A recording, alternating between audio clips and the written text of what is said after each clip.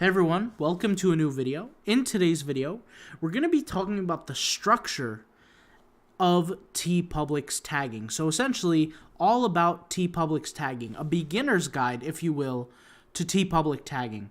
If you're a beginner, maybe you're getting ready to start on Teepublic, give yourself a pat on the back because you're going to get started on a whole new journey. Now, for the people who have consistently watched this YouTube channel, maybe your main focus has been Redbubble, and that's perfectly fine. Teepublic is one of those platforms owned by Redbubble where you can post your design and make money as well. So it's not a bad place to be by any means. What I do tend to see, though, more with Teepublic than I do with Redbubble, is that tags matter more on Teepublic than they do on Redbubble. So it's very important that you watch this video from the beginning to the end. Now, with Teepublic, you can see that the structure is a little bit different. Now, the reason why I say this is because Teepublic, although it has many similarities to Redbubble, has many differences, and we'll make a video on that in the future. But you could see here, I performed a search on Teepublic, okay? I performed a search. And the search that I performed here on Teepublic is the keyword orca, okay? Now, something that's interesting about Teepublic is that Teepublic provides you with related tags. Now, you could take a look here on the left-hand side. We have adult apparel, kids apparel, masks, home goods, cases, and stickers. But if we scroll down, Teepublic as a platform is telling us what these similar tags might be. Very similarly to on Redbubble. And we'll just go ahead and search on Redbubble here, and I'll just show you. If I type in the word orca here as well, you can see here there are different keywords here as well that are similar. Now, these keywords are derived from typically the frequency of a specific tag being used. Now, there's a lot of things that we could say here about Teepublic, but let's just keep things simple for this video since it's a beginner's video. Now, some people will automatically go to this section and copy different tags. And my recommendation is that that's not always the most optimal thing you should do in terms of long-term success. You want to keep in mind that with Teepublic, what we've seen is that Teepublic will limit the amount of results to 50 pages worth of results for a specific search term. Now, when we say limit, what we're saying is that maybe Teepublic will change this in the future, but there's no other page past page 50. Now, this might not sound or seem like a big deal, but over time, this is going to have a greater and greater effect as more people join Teepublic. Now, for FYI, for anybody who doesn't know, Teepublic, anybody can join. However, not everybody can be seen on the marketplace. Teepublic has a system in which you could say it approves individuals or it allows individuals to post products on the public marketplace. Now, if you guys want to learn how that's done, we have a Teepublic course for the people who are committed to Teepublic and a little bit more advanced. But like I said, this is a beginner video, so we don't even need to talk about that now. Let's talk about the segments of Teepublic tagging. So the first thing that you want to realize before we even get into the tags is the section here on the right-hand side. On the section on the right-hand side shows two different segments, the popular designs and the newest designs. Notice there are two different settings that are non-existent. And those two settings that are non-existent, similar to Redbubble that don't show up, are the best-selling designs and the most relevant design. When somebody performs a search on Teepublic, we can claim that the most relevant option is the option that's going to appear first. So even though there's not a most relevant section here, we can assume, with the prior knowledge that we know, that the most relevant answer will come up, or the most relevant solution, in this case, the most relevant design. Now, why does that even matter, and why is it relevant to Teepublic tagging? Well, it's important to realize that these systems, Teepublic, Redbubble, all these other systems, rely on what we call tag or keyword relevancy. The same way that Google understands if an article is valuable or not prior to it getting any social traffic, it looks at what's referred to as keyword density in terms of articles. It looks at, similar articles or comparative articles, and it sees the keyword density of particular keywords and things like that in the structures. Teepublic looks for something similar in the tags section. So if you were to create a specific design and you had no sales and you had no prior sales history, a good thing that you might want to pay attention to are what are the keywords that are relevant. Now, Teepublic has an inherent relevancy system embedded within Teepublic, and I'll show you what I mean by this. I want to go ahead and pull up a few examples here and click on this design first and show you guys this design. This is a Van Gogh Never Saw Alaska t-shirt. Now notice, never once does it say the word orca in the title. But yet, when we searched for the keyword orca, it appears first. And that's because a keyword does not have to appear in the title to appear in the search with Teepublic. This is also existent for Redbubble. Now, if we go ahead and scroll down here, the first thing that we're going to see is the keyword orca. Now, the first keyword that you see in the tags is always the same keyword that is going to be declared as the main tag. When you upload a design to Teepublic, they have something called a main tag.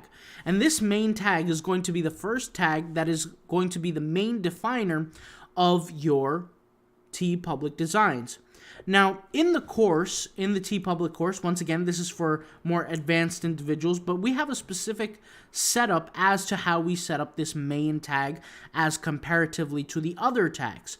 But regardless, once again, the main tag is responsible for a generalized approach as to what the design is. Now, you could see here, there's an element of a Van Gogh art here, and there's an element of orca. Notice that the keyword or the design use the keyword orca as the main tag, not Van Gogh, not Van Gogh art, not Van Gogh art of fish, not Van Gogh art of fish in an ocean. It was simply orca, okay? Now, if we scroll down here to the list of tags, I want you to notice something when we look at a different design. This is an example of a different design. Now, if we just scroll down, right? Scroll down.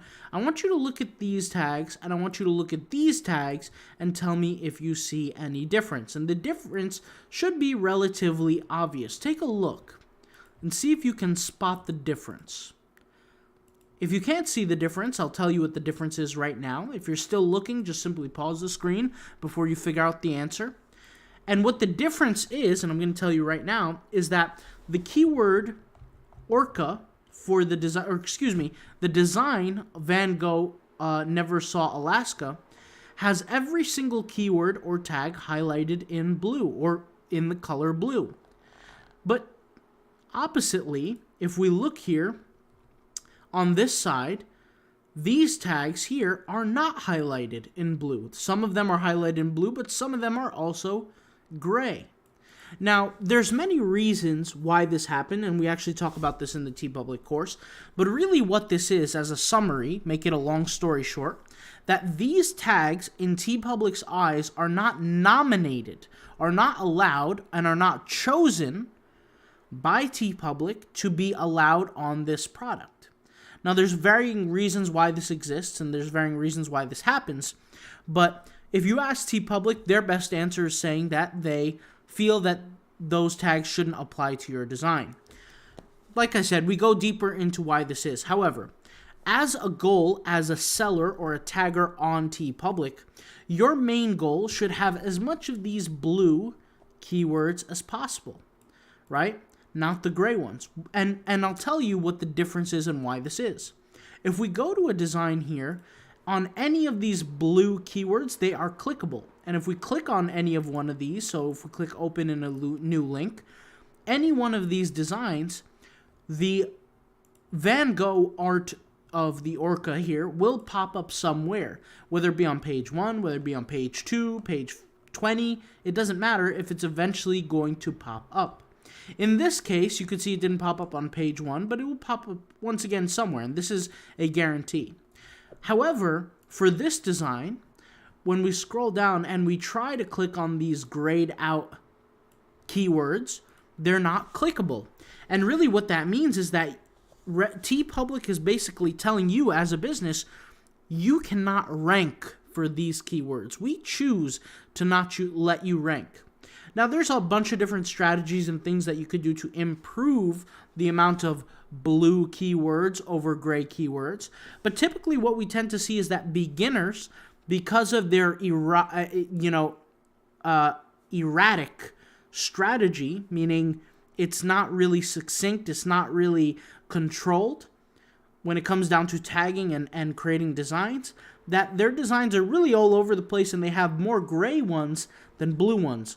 And when I say more gray than blue, maybe not necessarily in terms of ratio, but there's an overwhelming amount of gray tags in their work. And if we add up all the different tags, meaning if you take all your designs and add up all the amount of tags, let's say you have 1,000 different tags across all designs, having a number like 5% or 10% or even 20%, 35% is pretty common. And the unfortunate part is if you do the math on that, 35%, 20%, 40% of 1,000 could be 400, could be 3,500, 350, 250.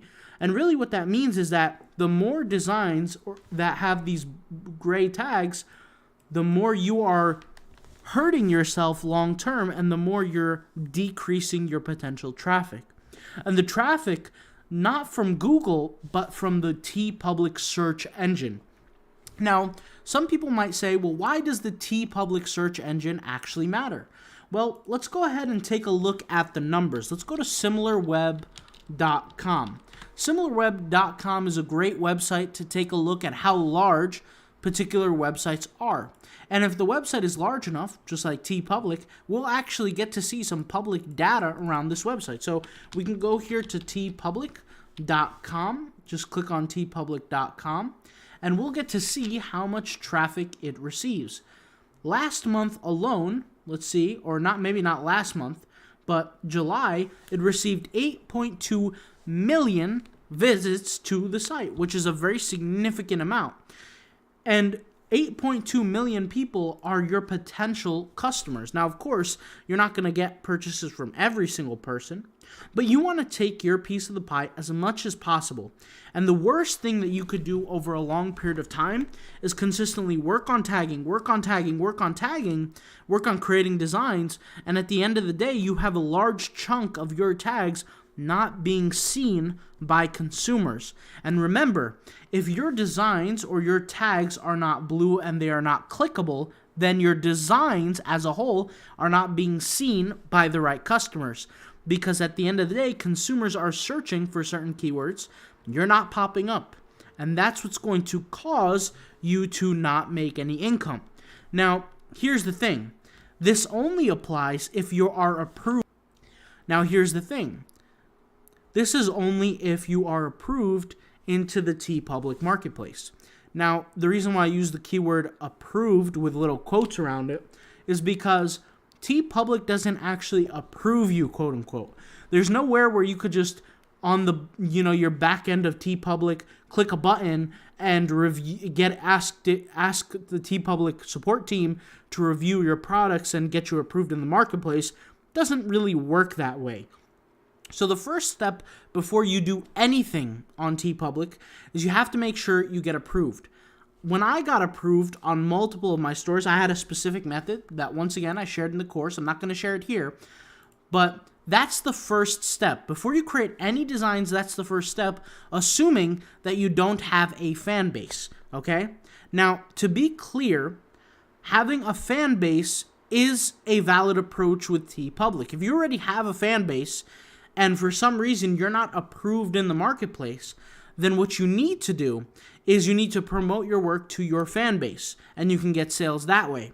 You will not be seen in the Teepublic search, but you will be seen for your fan base, and you will be able to sell products, which ironically enough actually works pretty good for a large amount of celebrities that are out there today that exist who happen to use Teepublic can still sell products and make money. In the case of the average seller like me and you, we're going to need to be approved onto the marketplace or get seen onto the marketplace to get that quote-unquote attention from the marketplace. Now, to be clear, when you're creating your designs, a good way to just check if you're automatically approved or not is after you create the design, right? Let's say you created this design. Just simply click on one of your clickable tags, your blue tags. You click on it, and you see in the newest section where your design is. If your design doesn't show up in the newest section, then in that case, you're probably not approved. You want to try this with 1, 2, 3, maybe even 10 different designs and check, okay? And then you know where to go from there. Now, once again, it's not necessarily a death sentence if your designs don't come up. There's a strategy as how you can possibly get there, but then you can also sell it to a fan base. Now, for many people who haven't seen our other videos, we've shown these videos here on YouTube. If we go over here to YouTube on how to build fan bases on Instagram, for example, if we go to DIY income tutorials and take a look at some of the different, or not even DIY income tutorials, that's our other channel. Go to Autopilot Passive Income and just search our channel here. We have other videos on Instagram, for example.